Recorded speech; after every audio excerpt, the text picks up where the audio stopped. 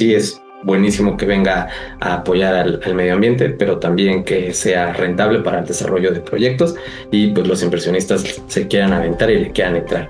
Esto no solamente impacta al medio ambiente, sino también vulnera tu derecho a la salud de la gente que está en el área de influencia. Era un verdadero viacrucis tomar un permiso de comercialización de bioenergéticos, no se diga de producción de bioenergéticos, ni siquiera los formatos estaban actualizados. Bienvenidos a Factor Energético, a nuestro especial 20 mesas de análisis, el nuevo sector energético bajo la lupa de los especialistas. Agradecemos a nuestros patrocinadores IFE Energy, asesoría legal especializada para el sector energético en México, y a Secoframex, servicios especializados en control y conservación de flora y fauna. En esta ocasión tenemos la mesa 12, el nuevo paradigma de los biocombustibles. La mesa va a estar comandada y moderada por Alejandra Paola Moscoso Mendoza, ejecutiva director en la Secretaría de Economía. Ella es licenciada en Administración y Derecho por la Universidad Nacional Autónoma de México. Cuenta con una maestría en Finanzas por la Escuela de Negocios Bancaria y Comercial. Ha ocupado diversos cargos directivos en el sector público y en el sector privado. Se desempeña como asesora jurídica, empresarial y financiera en los sectores energético, bancario, bursátil, compliance comparativo, así como el manejo, protección y seguridad de la información y de datos personales. Pues, estimada Pau, te dejo los controles para iniciar esta mesa muy interesante. Muchísimas gracias, Pedro. Pues buenas noches, querida audiencia que nos acompaña. Les comparto mi entusiasmo de participar en esta mesa, ya que el día de hoy contamos con un grupo de especialistas destacados en el sector energético. Así que les damos la más cordial bienvenida a este espacio de análisis y debate organizado por Factor Energético. Y bueno, para empezar, les quiero presentar a Danae Hernández. Ella es abogada de CEMAS y consultora ambiental independiente. Es bióloga egresada de la Universidad Autónoma Metropolitana, Unidad Xochimilco, y su trabajo de titulación estuvo encaminado al crecimiento inicial de especies arbóreas del trópico seco, que se llevó a cabo en el Instituto Nacional de Investigaciones Forestales, Agrícolas y Pecuarias. También estudió Derecho en la Facultad de Derecho de nuestra máxima casa de estudios y la especialidad en Derecho Energético. Cuenta con 2 diplomados, el primero en Derechos Humanos por la Facultad de Derecho de la Universidad Nacional Autónoma de México y el segundo en Ordenamiento Territorial por la misma institución, pero relacionado en Impacto y Restauración Ambiental en la Facultad de Ciencias. Tiene más de 10 años trabajando en el área de consultorías ambientales, en los cuales ha ejercido como coordinadora de ejecución de programas de rescate de flora en proyectos energéticos, como gasoductos. Ha sido jefe de medio ambiente en proyectos constructivos, asesora en estudios de impacto ambiental, así como en elaboración y gestión de programas ambientales. Fue coordinadora de supervisión ambiental en 8 parques solares y supervisora ambiental autónoma en Semarnat de 2 centrales de ciclo combinado. Actualmente es consultora ambiental independiente y abogada interna en asesoramiento y regulación ante la Comisión Nacional de Energía, previamente la CREO. Danae, te damos la más cordial bienvenida y bueno, también tenemos el gusto de que nos acompañe Carlos Eduardo Delgado Rivera. Él es director jurídico en Faraday Hidrocarburos. Él es abogado con especialidad en Derecho Ambiental por la Facultad de Derecho de la Universidad Nacional Autónoma de México y también estudió impuestos en la Escuela Bancaria y Comercial. Cuenta con sólida experiencia como asesor y servidor público en regulación energética y desde el 2019 colabora en Faraday Hidrocarburos, brindando apoyo jurídico en trámites y permisos ante autoridades federales, estatales y municipales en proyectos del sector hidrocarburos, trabajando principalmente en temas con impacto ambiental, SACISOPA, protección civil y permisos ante la CRE, así como en la elaboración de juicios, recursos y seguimientos contractuales. De 2016 a 2019 fue subdirector de dictamen legal de procesos industriales en la ASEA, asesorando en temas consultivos en licitaciones públicas, dictamen de contratos y convenios. Ha publicado artículos en revistas especializadas del Instituto de Investigaciones Jurídicas de la UNAM y ha sido ponente y moderador en eventos sobre derecho energético y ambiental. También ha impartido cátedra de legislación ambiental en universidades como la UNITEC y la Universidad Hispanoamericana del Bajío. Adicionalmente, contamos con la presencia de Aarón Ramírez Hernández. Él es licenciado en Derecho por la Facultad de Derecho y Criminología de la Universidad Autónoma de Nuevo León. Cuenta con maestría en Derecho de la Empresa por la Universidad Regiomontana y maestría en Derecho Energético y Sustentabilidad en la Universidad Autónoma de Nuevo León, en la cual aprobó su examen de grado con mención honorífica. Dentro de su trayectoria profesional en organismos de gobierno, participó como abogado electoral durante el proceso electoral federal 2011-2012, donde colaboró dentro de la Junta Distrital Ejecutiva del Instituto Federal Electoral. Asimismo, fungió como consejero distrital propietario de la Junta Distrital Ejecutiva 07 del Instituto Nacional Electoral durante el proceso federal 2020-2021. Actualmente funge como socio director de Joint Front Solutions SC y en calidad de asociado en Mass Energy, ambas firmas legales con enfoque empresarial especializadas en los sectores energético, financiero y corporativo. En el ámbito académico, participa como catedrático de licenciatura de la materia de Derecho Energético y a nivel maestría imparte la materia de práctica del Derecho en la industria del petróleo y gas, ambas dentro de la Facultad de Derecho y Criminología de la Universidad Autónoma de Nuevo León. Asimismo, ha sido miembro del Colegio de Regulación Académica y del Centro de Estudios Energéticos y Sustentabilidad de la misma institución, donde colaboró en trabajos de investigación jurídica enfocados al área de cumplimiento normativo del sector energético en la industria de hidrocarburos, contando con una experiencia laboral de alrededor de 15 años en el área jurídica dentro de los ámbitos privado, académico y gubernamental. Y pues bueno, la verdad es que en un mundo que busca desesperadamente alternativas sostenibles y menos contaminantes, el día de hoy abordaremos un tema de vital importancia para el futuro energético y ambiental de nuestro país, la Ley de Biocombustibles, emitida el pasado 18 de marzo del año en curso. Esta legislación forma parte de las reformas al sector energético y emerge como una pieza clave en la transición hacia una matriz energética más verde. Pero bueno, nos preguntamos, ¿qué implicaciones tiene esta ley? ¿Realmente beneficia a todos los sectores por igual? ¿Estamos preparados como país para implementar sus alcances y aprovechar sus oportunidades? ¿O nos enfrentamos simplemente a desafíos que aún no hemos dimensionado? Para desglosar cada arista de esta compleja normativa, nuestro panel de expertos analizará sus beneficios económicos y ambientales, los posibles retos en su implementación, la sostenibilidad de las materias primas y el impacto en la seguridad alimentaria. Por ello, prepárense para una discusión profunda y reveladora, que sin duda nos brindará una visión más clara sobre el camino que estamos tomando con la Ley de Biocombustibles. Y bien, nos gustaría conocer la opinión de los ponentes respecto a la ley. Así que, Dana, ¿podemos iniciar contigo, por favor? Tu micrófono está cerrado.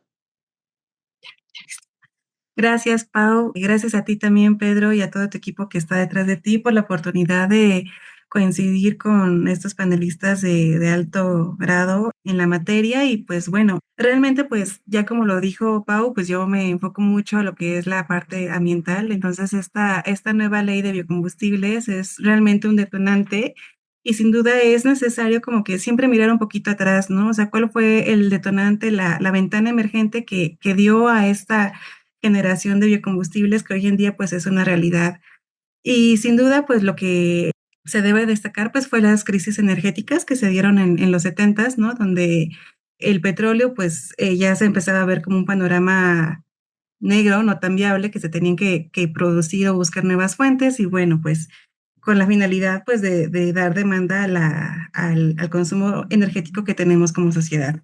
Y bueno, también pues en materia ambiental siempre tenemos que tener en cuenta las crisis pues, sí, ambientales que tenemos hoy en día, como es la crisis climática, tenemos una crisis hídrica y también tenemos una crisis en pérdida de biodiversidad. Y bueno, o sea, en México, o sea, esta ley de biocombustibles, pues yo le destaco como las dos vertientes principales que le veo. La primera es en relación a la revalorización de los residuos para poder generar ese tipo de biocombustibles y la segunda es la generación, la producción de biocombustibles como actividad principal, ¿no? Entonces, pues bueno, o sea, tiene estas dos vertientes que vamos a explicar o voy a tratar de desarrollar de forma breve en esta mesa. Y pues también se debe tener en cuenta pues la ley supletoria que tiene esta ley, ¿no? Yo les destaco pues la Ley General del Equilibrio Ecológico y Protección al Ambiente, la Ley General de Manejo Integral de los Residuos, y bueno, pues también está la Ley General de Cambio Climático, ¿no? Entonces, ante esta ley supletoria y estos objetivos que tiene la ley de biocombustibles, pues para fines prácticos me voy a pegar a los biocombustibles de primera generación y los biocombustibles de segunda generación, ¿no? O sea, llámese los combustibles de primera generación, aquellos o aquellas materias primas, ¿no? Donde su alto contenido, pues es principalmente el almidón, ¿no? O el aceite, y ya con eso, pues tú puedes generar el biocombustible, ¿no? Como la materia principal. Y también están los biocombustibles de segunda generación, ¿no? Estos biocombustibles de segunda generación, pues se destacan principalmente por su contenido en celulosa, alto en celulosa, y pues bueno, pues principalmente nosotros podemos ver este tipo de insumos en lo que son los residuos silvícolas o forestales, ¿no? Entonces, bueno, de aquí debes de conocer la naturaleza de tu proyecto, o sea, el tipo de insumo que vas a generar, ya sea este biocombustible primario o secundario, y de ahí se puede empezar a tipificar una gestión ambiental. O sea, es decir, si es un biocombustible primario, pues entonces tienes que hablar la naturaleza del proyecto, la ubicación, ¿no? Que la ley de biocombustibles te destaca mucho que debes utilizar los suelos marginales, debes de producir tu biocombustible en este tipo de suelos, y bueno, que es un suelo marginal.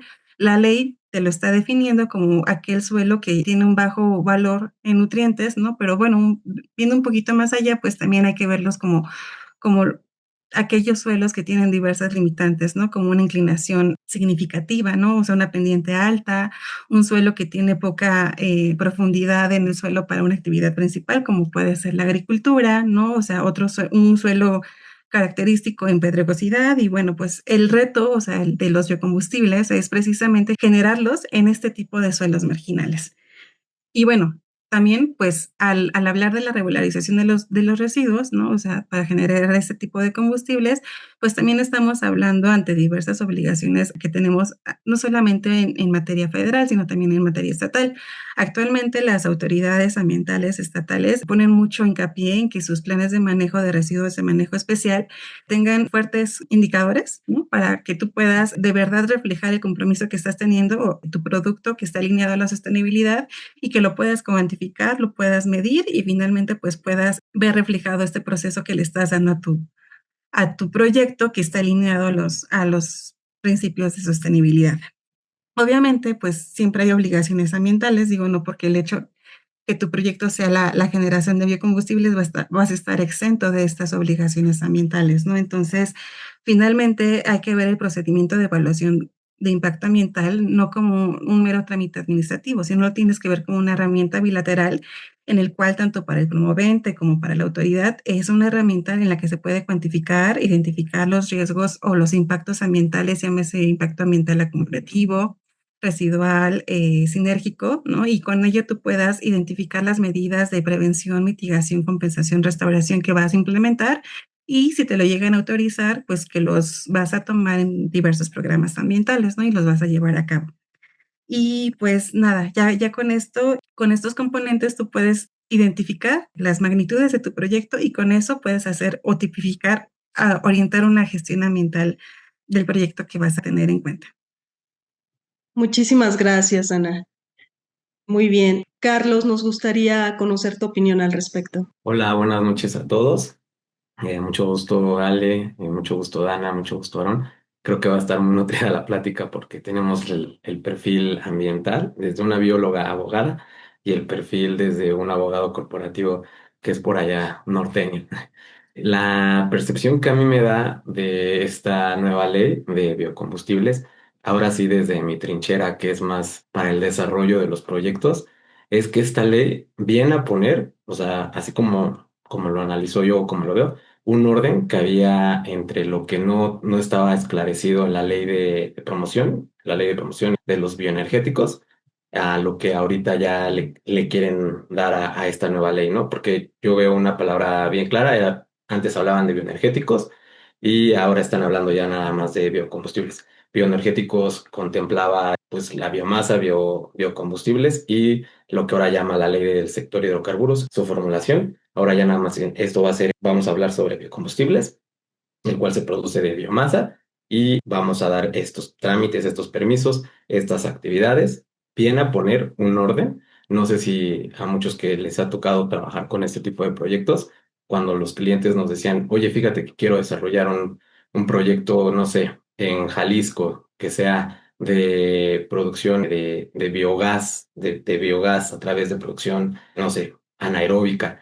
¿Cómo lo voy a desarrollar? Y muchas veces nosotros como consultores nos veíamos como de, a ver, vamos a ver qué dice la ley de bioenergéticos y analizábamos y decíamos, es que vamos a tocar puerta con la CENER para pedir el permiso para la producción, vamos a tocar puerta para el transporte, vamos a tocar puerta con la CRE, que ahora la CNE, vamos a tocar puerta para, o sea, ven, estaba como todo revuelto, hasta que salió un acuerdo, un famoso acuerdo que salió, y ya se distribuyeron las competencias, y pues dijeron a cada dependencia, CENER y CRE, le toca a CENER le toca producción, a CRE le toca transporte, almacenamiento, o sea, se repartieron, ¿no? Pero fue a través de un acuerdo porque parecía que en ellos mismos entendían lo que estaban haciendo. Desde nuestra perspectiva, esta nueva ley, esta ley de biocombustibles, ya nos dice un poco más claro cómo es que se van a desarrollar las actividades de la cadena de valor de biocombustibles, qué es lo que contempla, trae un enfoque muy ambiental, como bien lo estaba comentando Danae, trae un enfoque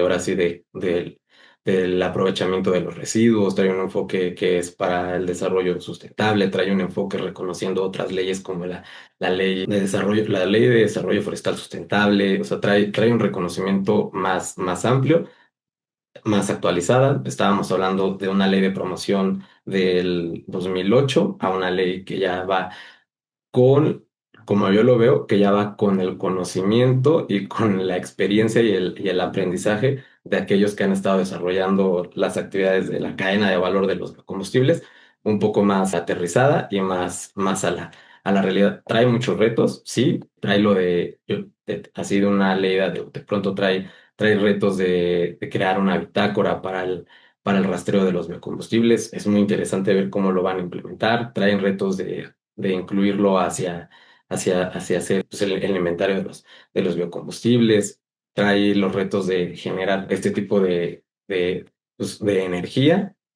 pero hasta ahorita la percepción que a mí me da desde mi trinchera, que es de los permisos y el desarrollo de proyectos de la cadena de valor, llámese, nosotros trabajamos siempre del sector hidrocarburos, cadena de valor de biocombustibles, trae un poco más de orden, trae un poco más de a cada quien le toca a ti te toca estas cosas, a ti te toca estas actividades y a ti te toca hacer estas otras actividades. Trae un poco más de conocimiento. Esa es la perspectiva que nos da. Faltaría ver cómo la van a empezar a implementar. Cierto, eso es lo interesante, la implementación, ¿verdad? De la teoría a la práctica habrá que ver qué brecha se genera. Muchas gracias, Carlos. Aaron, nos encantaría conocer tu opinión. Gracias, licenciada, un gusto, un saludo y un gusto para todos los que nos acompañan. Un placer tener el espacio y compartir con ustedes un poquito de la mucha experiencia que tenemos y que a lo largo de los años hemos podido ganar, ¿verdad?, en el desempeño de la actividad profesional. Pero bueno, entrando en materia, voy de acuerdo con lo que dicen ahí los compañeros. En lo personal tengo una opinión. Es una buena señal el hecho de que haya entrado en vigor una nueva ley, ahora llamada nueva ley de biocombustibles. Sin embargo, al menos en mi opinión, no sé si una nueva ley era lo que realmente se necesitaba para un mercado como el de los bioenergéticos o de biocombustibles, que ahora lo llamamos. ¿Por qué lo digo? Yo creo que realmente lo que se necesitaba era algo que ya estaba. Lo que se busca en la actualidad ya estaba contenido en la ley de bioenergéticos, que viene siendo la base de la ley de biocombustibles. Obviamente, lo que pasa con la ley de los bioenergéticos o de la ley de promoción y desarrollo de los bioenergéticos es una ley que nació y no creció. Es una ley que entró en vigor hace ya casi 2 décadas y ahí se quedó, que promovía la coadyuvancia a través del contenido de la ley para el uso de los bioenergéticos como una fuente de energía alterna a los combustibles fósiles. Pero si nosotros vemos incluso a especialistas del sector y con más razón a no del sector, pues la mayoría desconocía que existía una ley que regulaba el uso eficiente de los bioenergéticos y un reglamento de la propia ley. Entonces, ¿qué fue lo que pasó aquí? Nació la ley, nunca se incentivó el mercado que regulaba y que promovía, porque fue una ley pionera en estos aspectos de los bioenergéticos, probablemente en el 2008, yo creo que todavía estaba adelantada ya a su época, pero nunca se le dio la difusión debida a esta ley. Tales, si nos vamos a un registro, por ejemplo, de los permisos con Secretaría de Energía, yo tuve la experiencia en algún momento de solicitar, de llamar, de preguntar, de ver, ni la propia autoridad sabía exactamente en qué consistía el mercado de los bioenergéticos. Si bien había una ley que lo promovía, ni siquiera sabían cuáles eran las bases reales para los lineamientos, por ejemplo, de los permisos. Si nos vamos a la regulación, tenemos regulación todavía del 2018 y de años recientes, cuando hubo la distribución de actividades que comentaba aquí Carlos, los lineamientos para el otorgamiento de los permisos. Si nos vamos al registro de permisos que existe, son contados con las manos los permisos de producción de bioenergéticos que hay. Si nos vamos a los permisos de comercialización, pues no podías obtener un permiso de comercialización si no tenías un productor, pero los productores estaban escasos. Entonces, si nos vamos al tema del transporte, pues también. Entonces, este es un mercado y una industria que creo yo que nunca se terminó de explotar, precisamente porque nunca se llevaron a cabo los mecanismos, los programas, las acciones, políticas que sí preveía la propia ley de promoción y desarrollo de los bioenergéticos, pero que nunca se llevaron a cabo. Por eso, normalmente, lo que yo opino siempre es que no sé si una nueva ley realmente es lo que hacía falta. Sí creo, lógicamente, que hacía falta probablemente una reforma o una adecuación, obviamente, a las necesidades y a los compromisos actuales. No son los mismos compromisos, sobre todo en materia de transición, de planeación y transición energética del 2008 a lo de hoy, que incluso el área de bioenergéticos siempre estuvo a cargo de la Secretaría de Planeación y Transición Energética de dentro de la Secretaría de Energía. Entonces, obviamente, parece que hay un orden, como comentaba también el compañero, que se le trata de dar. Por eso decía yo que es una buena señal, si bien no creo que es lo que se necesitaba, si a lo mejor nada más una simple adecuación a lo que ya había, es una buena señal que probablemente ahora sí se pueda explotar y se pueda hacer crecer un mercado y una industria que ya existía, que ya estaba regulada, pero que nunca se llevó a cabo, que nunca se incentivó y realmente, o mejor dicho, nunca se implementó realmente en la práctica como se debió haber hecho y de acuerdo a lo que establecía la propia ley de promoción y desarrollo. Muy bien, gracias. Muy interesante tu opinión, Aaron. Y bueno, para ponerle un poquito más de sabor a esto, me gustaría lanzar una pregunta al aire, quien guste contestarla. Y esta plantea, considerando la infraestructura energética actual y las metas de implementación de la ley, ¿cuáles son los incentivos o desincentivos más críticos que presenta esta ley para la inversión privada en la producción y distribución de biocombustibles? Además de ello, ¿qué riesgos o limitaciones existen para asegurar que la pequeña y mediana escala de productores y no solo las grandes corporaciones puedan participar y beneficiarse equitativamente de este nuevo marco legal? ¿Qué opinan? Yo quisiera retomar tu pregunta en relación al manejo de los pequeños productores y bueno, hoy en día pues tenemos la idea muy encaminada que ya realmente es un dilema, ¿no? O sea, un lema a palabras escritas que dice piensa global y actúa local, ¿no? Entonces, o sea, esto pues va muy de la mano, pues, que todos estamos alineados a esa idea, sin embargo, como decían los compañeros, o sea, de la idea al hecho, pues todavía hay grandes diferencias marcadas, ¿no? Hoy en día creo que el reto, pues precisamente va encaminado a que las acciones, ¿no? Para que se puedan llevar esta idea al hecho, es precisamente trabajar de la mano con las comunidades, con los pequeños productores, ¿no? Que finalmente ellos son los que tienen un manejo de los ecosistemas, de los diversos tejidos que tienen y bueno, pues esto va a estar muy alineado al principio de justicia energética que tiene aquí esta reforma, ¿no? O sea, esta innovación. Y bueno, pues a mí siempre me gusta retomar el concepto de desarrollo sustentable, ¿no? Desde su invención en los 80 con el informe de Brundtland, que México adoptó reformando el artículo 25 constitucional, donde en su último párrafo ya se puede ver el tema ecológico implícito dentro del desarrollo social, ¿no? Del país. Y bueno, también pues en la LGEPA pues te da este concepto, ¿no? Entonces, este concepto de desarrollo sustentable en el cual te hace énfasis en los indicadores en materia ambiental y en materia social, pues para tener un desarrollo económico sostenible, ¿no? Entonces, pues bueno, yo sí me iría mucho por el manejo que se le debe de dar a los ejidos, ¿no? A los pequeños productores, para que vaya encaminado, como bien dices, no solamente a las grandes corporaciones, sino finalmente pues también tienen que tener una oportunidad pues las pequeñas y medianas empresas, ¿no? Y bueno, pues aquí, o sea, de un hecho podría ser pues precisamente en materia ambiental, pues precisamente son los programas agroforestales, ¿no? Que el objetivo sea precisamente la generación de este tipo de insumos para la generación de biocombustibles y que a su vez pues esté alineada a una estrategia de restauración, ¿no? Entonces pensemos en qué especies pueden ser utilizadas como pioneras para hacer esta sucesión y a su vez que sean un insumo para la generación de este tipo de biocombustibles.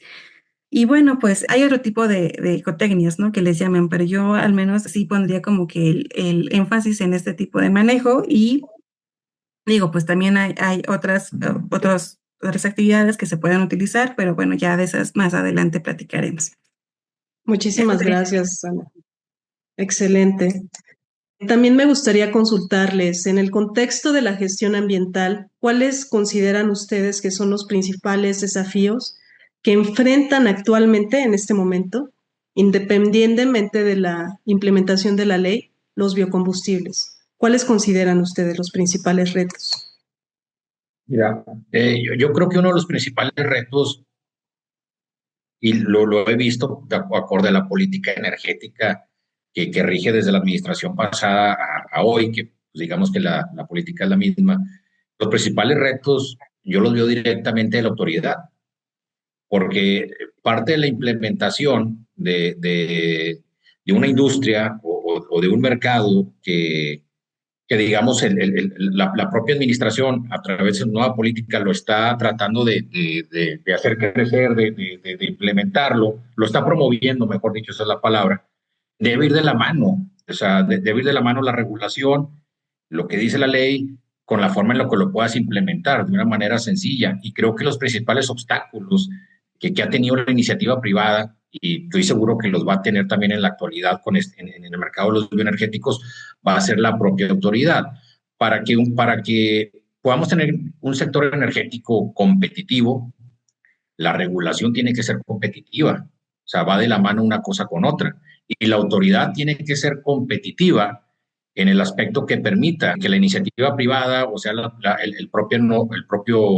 propios organismos gubernamentales, en este caso, de entes públicos que puedan participar, pues haya un piso parejo para ambos en el ámbito de aplicación y de competencia, que creo que es algo que desafortunadamente hemos vivido. Entonces, uno de los principales retos que a mí me gustaría descubrir, siendo que esta ley la promueve directamente la nueva administración, es que efectivamente podamos llevar a cabo la implementación de las actividades que están contenidas y reguladas en esta nueva ley. Porque también es real que la Secretaría de Energía, a través de la Dirección General de Energías Limpias, que es la que estaba también al cargo de los permisos de bioenergéticos, pues era un verdadero viacrucis promover un permiso de comercialización de bioenergéticos, no se diga de producción de bioenergéticos, ni siquiera los formatos estaban actualizados, todavía teníamos los formatos desde el 2008, de cuando se expidió la ley. Entonces, creo que el principal reto con el que nos vamos a topar en la gestión, puede ser ambiental, en la gestión de permisos, en la gestión yo creo que precisamente va a ser la autoridad, y no quiero sonar muy crítico, ¿verdad?, hacia la administración, pero es que creo que el principal reto de todos en la gestión para llevar a cabo, poder realizar las actividades reguladas, ha sido precisamente la forma en que la autoridad ha puesto obstáculos a cada uno de los distintos trámites que regulan. Súper, muy bien, muchas gracias, Aaron, muy interesante tu perspectiva. Y bueno, Carlos, me gustaría preguntarte específicamente a ti, ¿qué implicaciones jurídicas, técnicas y o de política pública tiene el hecho de que la ley de biocombustibles se enfoque únicamente en estos y ya no en un sentido más amplio como lo es el de los bioenergéticos? Pues justo como está comenzando a hablar, es para mí o desde nuestra trinchera es que ya hay una distinción. Por decir, nosotros lo que ya entendemos es que esta ley se queda nada más hasta biocombustibles y bioenergéticos, ya lo habla más como si quisiéramos hablar de bioenergéticos, lo habla más como la formulación, que es lo que está en la ley del sector hidrocarburos, y lo echa para allá y dice permisos, si es de biocombustibles, van con CENER, permisos para realizar la actividad económica. Si es de bioenergéticos, yo lo entiendo, se van para ley del sector hidrocarburos y le toca a la OICNE en cuanto a, no sé, llámese actividades de manifestaciones de impacto ambiental, pues sabemos ya, aquí ya queda claro, si es biocombustibles, una manifestación de impacto ambiental se va para Semarnat. Si es de bioenergético, así como ya viene la palabra que es formulación, se va para, pues para la CEA, ¿no? Que al final de cuentas es desconcentrado de la Semarnat. Eso es en cuanto a implicaciones que nosotros estamos observando. Técnicas, sí va a servir para ahora sí que para los técnicos, para que tengan pues una pauta, un área de trabajo, o sea, algo más delimitado y más definido para que puedan solicitar y puedan desarrollar los proyectos, porque de verdad, como bien lo estábamos comentando y también como lo comentaban, pues ya, o sea, ya existían, ya estaba la ley muy bonita, pero no se estaba implementando y estaba quedándose obsoleta. Lo que me llamó la atención que comentaba es que hubo muy pocos permisos que se solicitaron o que se desarrollaron para actividades de bioenergéticos. Y sí es curioso porque una vez yo tuve oportunidad de revisar el padrón, el listado de los permisos otorgados por parte de la CENER en cuanto a actividades de producción y transporte, y creo que cuando lo revisé fue hace 4 años, creo que había no más de 15 permisos. Entonces, pues veo que ya a lo mejor y puede ser que tenga un mayor camino en cuanto a cuestiones técnicas. Yo lo entiendo las diferencias en este aspecto y es más que nada por la distinción de las actividades y justo porque pues es lo que hemos nosotros cuando nos tocan los clientes la puerta, pues es en lo que nosotros batallamos, cómo vamos a aterrizar tu proyecto, ¿no? Entonces son las implicaciones. Para mí es la distinción entre biocombustible, que biocombustible dice es aquel que se genera de biomasa y lo que se produce, y bioenergético, que era como lo trabajaba antes la ley de promoción y desarrollo de los bioenergéticos, pues ya lo está separando. Eso es lo que aportaría. Súper.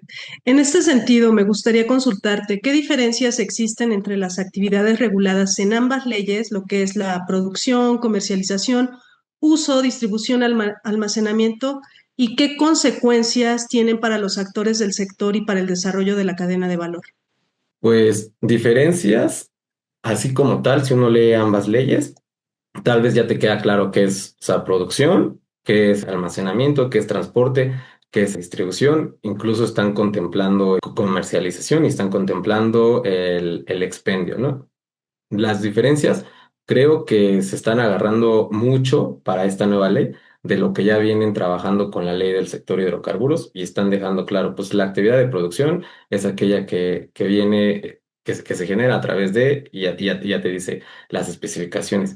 Veo como diferencia, tal vez que están hablando un poco más, o la distinción que están haciendo en cuanto a que para la producción, cuando se toque temas que tengan que ser con la SADER, pues se va a necesitar un permiso previo por parte de la SADER. Veo eso como diferencia. En cuanto a los retos que estás comentando, pues justo veo su implementación. Es lo que veo. Muchísimas gracias, Carlos.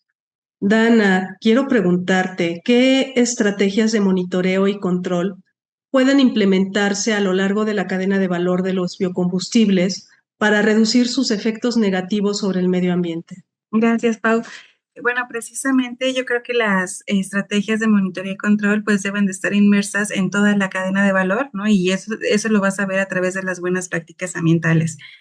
Dentro de las competencias que ya empezaron a mencionar algunas autoridades, como es la SADER y la Semarnat, pues está la creación precisamente de este tipo de programas para la producción de biocombustibles en suelos marginales, o para el aprovechamiento de residuos valorizados, ¿no? Entonces, bueno, en ese sentido, las buenas prácticas, o sea, desde la producción, o sea, vistas desde un punto productivo, pues tiene que estar alineado a los diversos decretos que se han ido estableciendo a lo largo del tiempo, ¿no? Y en el decreto del que yo te quisiera destacar ahorita, que yo creo que es importante ponerlo en negritas, no es el decreto que se emitió en el Diario Oficial de la Federación en 2020 sobre el cual establecía diversas acciones en materia de glifosato y maíz genéticamente modificado, ¿no? Y este decreto pues confirmaba los daños ambientales que producía el glifosato como insumo, ¿no? Porque más allá del dilema de la salud de las semillas transgénicas, si es perjudicial o no a la salud, pues esta tiene una alta vinculación con el glifosato y bueno, es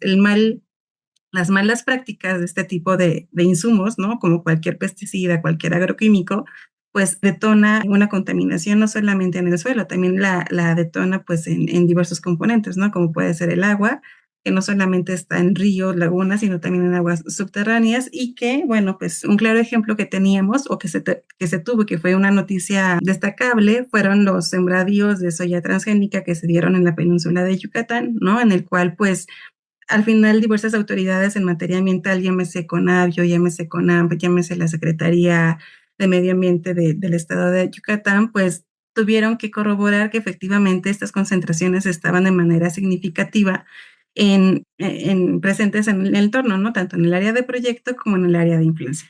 Y bueno, pues al final, pues esto no solamente impacta al medio ambiente, sino también vulnera tu derecho a la salud de la gente que está en el área de influencia y bueno, pues también hace impactos perjudiciales a la pérdida de biodiversidad, ¿no? Entonces, eso, por ejemplo, es visto desde un punto de vista productivo. Desde un punto de vista de calidad de tu producto final, pues tenemos el caso que son los aditivos de la gasolina, ¿no? Que, bueno, pues fue un caso, yo lo voy a hablar de forma muy genérica en esta mesa, pero bueno, o sea, finalmente nosotros teníamos una regulación en materia de aditivos de la gasolina, ¿no? Que, bueno, o sea, este emergió en el 2006, ¿no? O sea, donde ya te calificaba a partir de la NOM 086 de la CENER-Semarnat, ya te condicionaba ciertas especificaciones en materia de diésel, de gasolina y de aditivos para esta gasolina, ¿no? Entonces, bueno, pues esto te daba una concentración máxima de un 2.7% para aditivos, ¿no? O sea, en las zonas no críticas del país y en las zonas críticas te decía que no podías utilizar el etanol.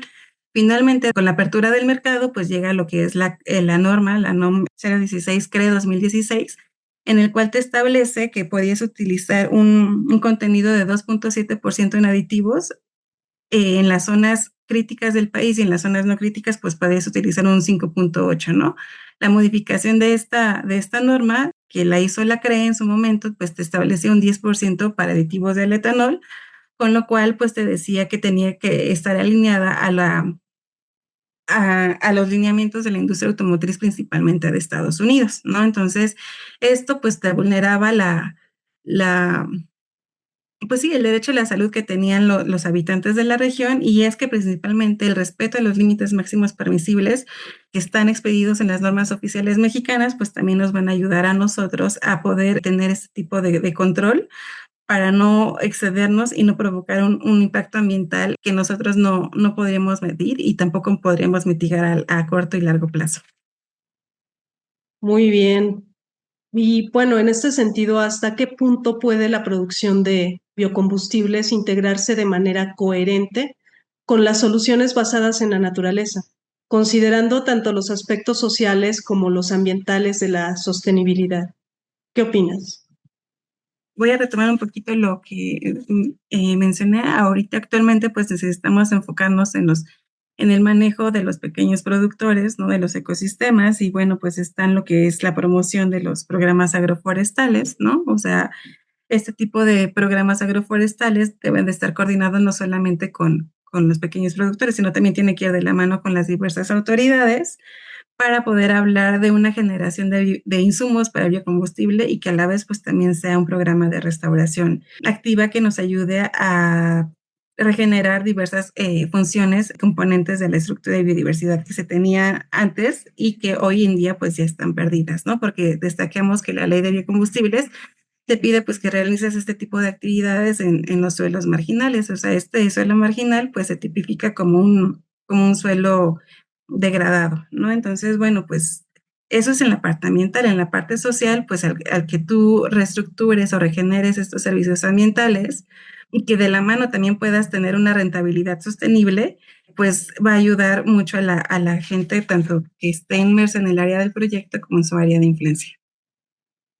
Muchísimas gracias, Ana. Muy interesante tu opinión.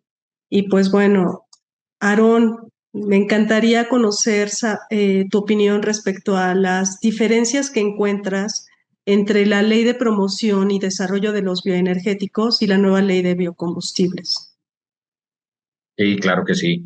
Mira, desde luego que existen diferencias. Y hablamos, como comentaba hace un momento, de dos leyes, pues para empezar, de prácticamente 2 décadas de diferencia entre la Ley de Promoción y Desarrollo de los Bioenergéticos del 2008 y Ley de Biocombustibles en este año. Existen diferencias, pero creo que la diferencia principal se centra en el enfoque que tiene cada una de estas dos legislaciones. Por un lado, tenemos en primer lugar a la Ley de Promoción y Desarrollo de Bioenergéticos, la cual dentro de su contenido tenía específicamente como objetivo principal promover y coadyuvar a la diversificación de la matriz energética. Por eso decía yo que era una ley, creo yo, un poco adelantada a la época de cuando se expidió. Ya hablamos ahí de la diversificación energética y por ende de la diversificación de la matriz energética. Es decir, que si fueran los bioenergéticos una fuente de energía alterna a los combustibles fósiles y de esta forma, de manera paulatina, pues ir sustituyendo el uso de estos por los propios bioenergéticos.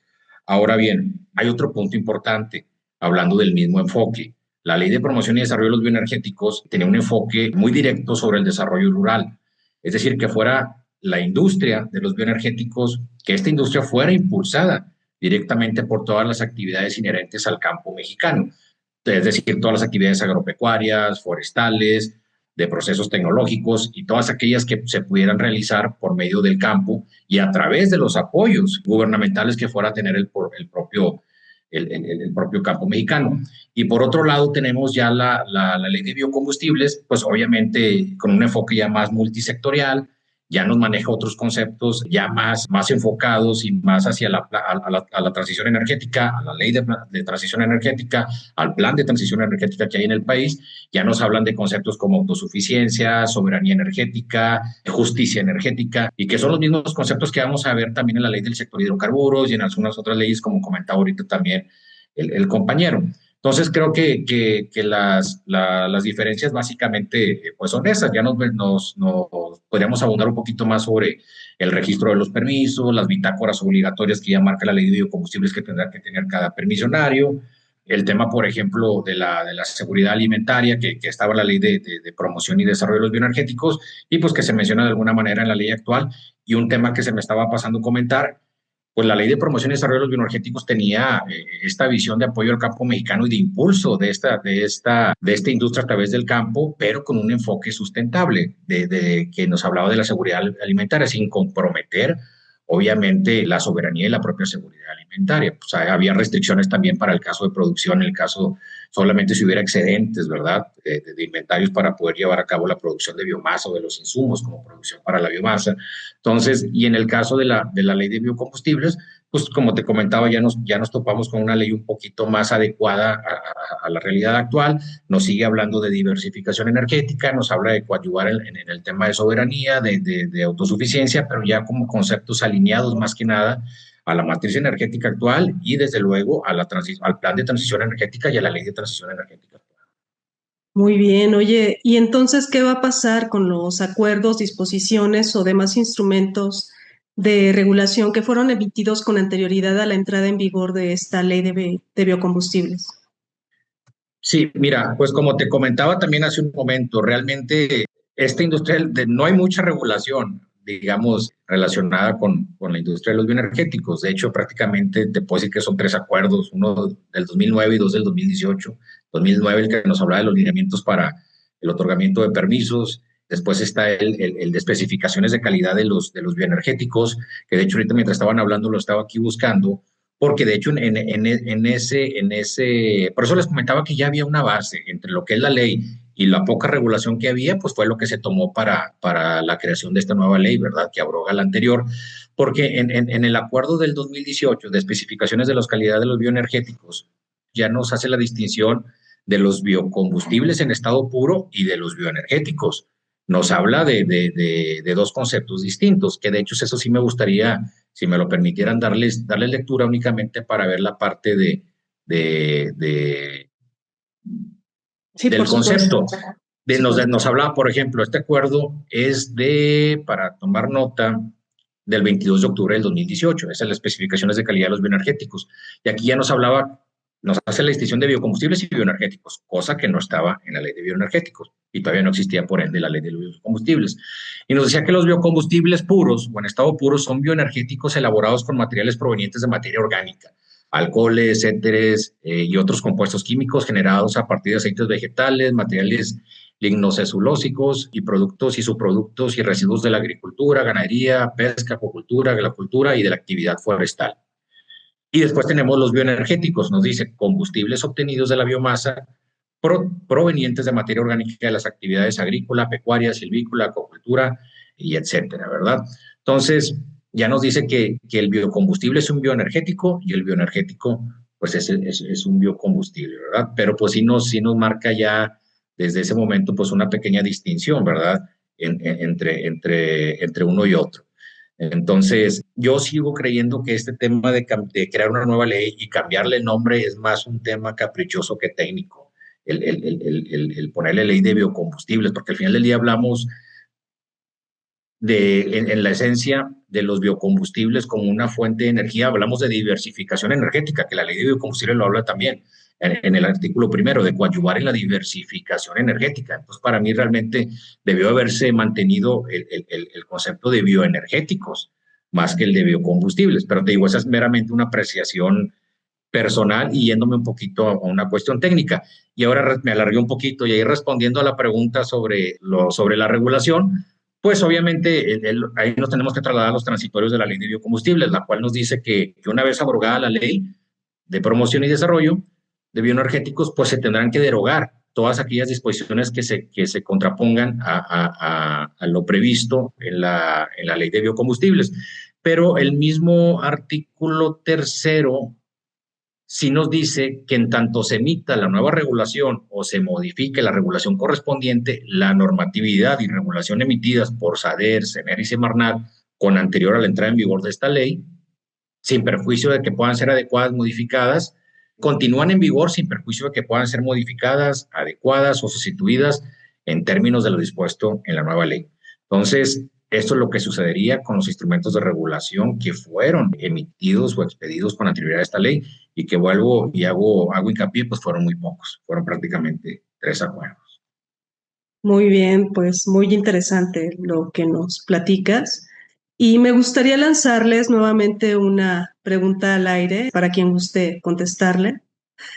Más allá de la evidente intención de reducción de emisiones, ¿cómo evalúan el equilibrio entre la promoción de los biocombustibles y los potenciales impactos socioeconómicos y ambientales, como la presión sobre el uso de la tierra agrícola o la competencia con la producción de alimentos, especialmente en un contexto de cambio climático y volatilidad de precios internacionales?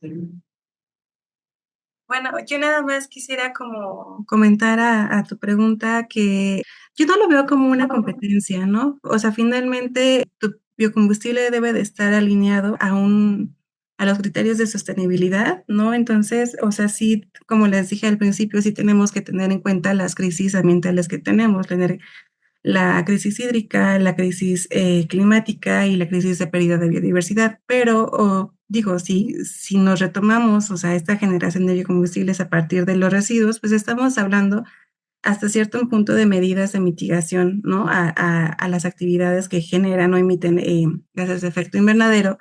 Y en relación a la producción de los biocombustibles, como les mencionaba, o sea, creo que el gran reto es precisamente que se utilicen estos suelos marginales, ¿no? Que te está citando la ley, es decir, que no utilices suelos que son afines a las actividades agrícolas, no en materia de alimentación. Finalmente, no puedes competir la producción de tu insumo con la seguridad alimentaria del país. Entonces, yo creo que sí es un reto, o sea, implementar las acciones, ¿no? O sea, que marca la ley, o sea, como de acuerdo a sus lineamientos, ¿no? Que te dice que te apegues lo más posible al suelo marginal. Y de esta forma, pues no puede, o sea, ya limitas la competencia entre un suelo productivo para fines alimentarios y un suelo marginal que puedes utilizar o darle esa utilidad para tu generación de biocombustible. Wow, muy bien. Pues llegamos al final de un análisis profundo y esclarecedor sobre la ley de biocombustibles y a través del presente análisis hemos explorado sus múltiples facetas desde sus promesas ambientales y económicas hasta los complejos desafíos que plantea en el ámbito social y sobre todo de sostenibilidad, tomando en cuenta justamente los compromisos internacionales de los que México es parte. Y bueno, para cerrar esta mesa de análisis, me gustaría pedirle a nuestros distinguidos ponentes que nos compartan sus conclusiones finales.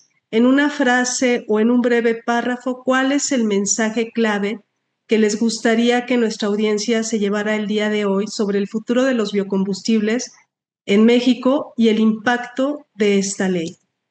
Si gustas comenzar, Carlos. Ok, el reto o el futuro o el impacto, yo lo veo más como, ahora sí, desde el desarrollo de un proyecto, es que sea rentable. O sea, a mí me agrada bastante el enfoque social, el enfoque ambiental que se le está dando, porque es desde lo que nosotros venimos trabajando, pero lo que nosotros hemos visto que falta mucho para que un proyecto de este tipo se desarrolle es que para los inversionistas o para aquellos que lo están queriendo llevar a cabo, les sea rentable. Un ejemplo así sencillito es, una vez teníamos un proyecto que era de biometano. Nosotros nos dimos a la tarea de identificar, o sea, viene de la biomasa, luego se hace biogás, se purifica y cumple con las especificaciones técnicas de la norma 01 de la SECRE y se obtiene biometano.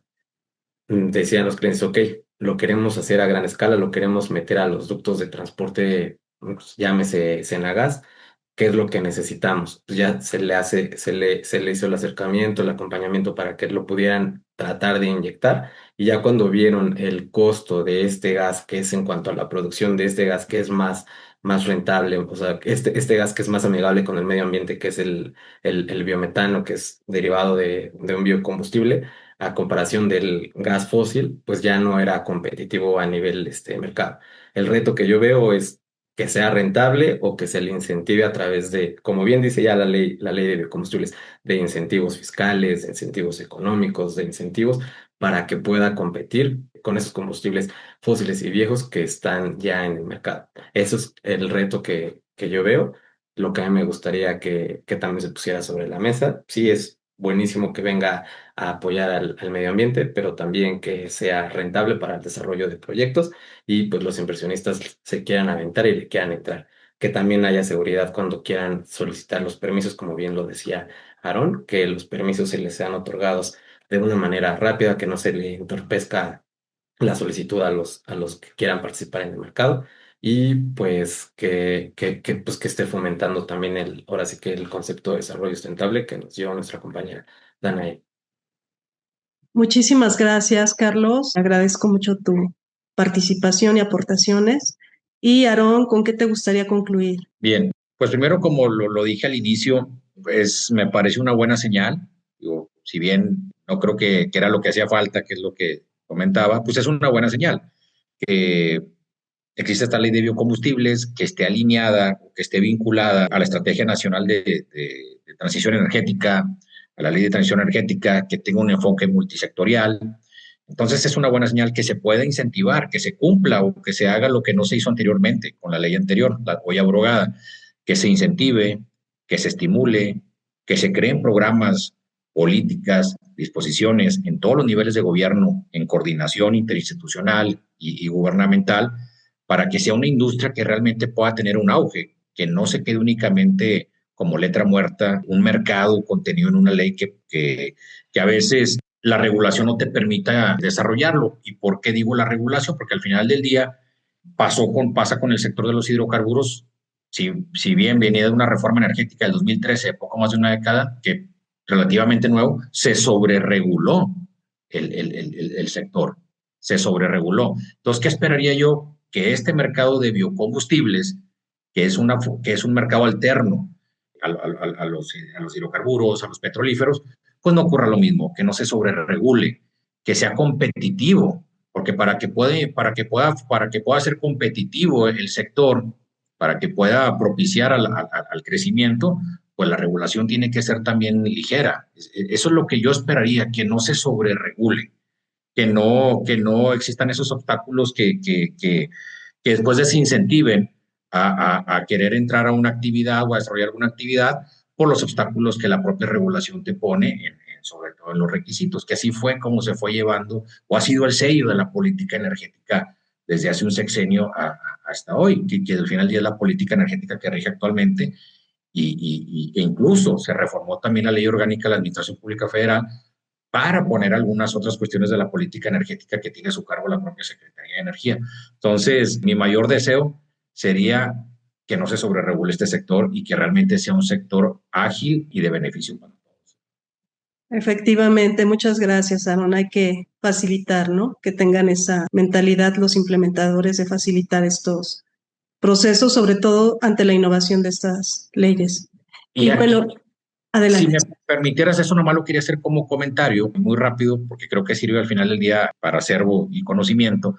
En uno de los acuerdos del 2018, que es el de especificaciones, en el de lineamientos para otorgamiento de los permisos, perdón, este es del 2009, por eso hablo de cómo hacer la regulación un poquito simple. Ahí nos hablaba que los permisos de producción y de almacenamiento de bioenergéticos quedaban exentos de permisos si la producción era menor a 500 litros diarios y el almacenamiento era menor a 1000 litros diarios, siempre y cuando fuera todo dentro de la misma instalación.